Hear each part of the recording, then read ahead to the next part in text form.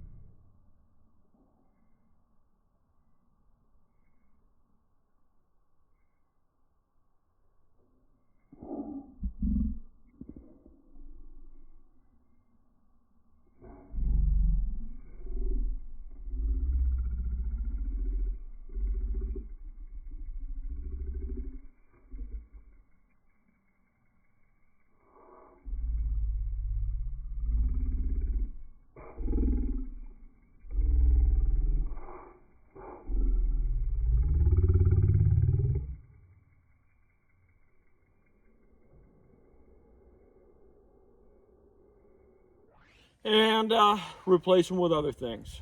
So I'll let you know how it goes. This is how it looks in the beginning. Okay guys, we're out front here on the farm, and we just got our spring garden in and cut all the dead stuff off that got hit by the frost and put it in a low spot here. Filled that up pretty good. cut our ginger patches down that got hit, and they're already starting to come up, as you can see. We also trimmed out our cannas and pulled all the small oak trees out. Most of those are out, and the cannas are already coming back. We also have some spinach growing in there that'll make a good ground cover. I also have a well. We haven't figured out what we're going to do with that, but that came from the old pump house that used to stand there. But also got the bromeliads cleaned out. All the cockleberries out that were here. Burned that and cut this off and got it going. Got all the dead out of that. And we replanted everything in the garden. We got arugula coming here. And we got echinacea coming in here. And we got a small, tiny melon called a mouse melon that's going to be growing up here. See how that works out. And we got, what do we got here? We got beefsteak tomatoes coming in here. And marigolds that made it through the frost. The Cherokee purple tomato made it. The cilantro made it. And we got kale over here. Over here. And we got 3 or 4 Everglades tomatoes that made it through the frost, along with some onions. And they're in bloom. We got milkweed over here. We got okra planted here. We got some of these French beans. I can't ever think of the name of them, but they made it. And they got beans. We got collard greens here and oregano here. Our squash made it, and our mustard doing good.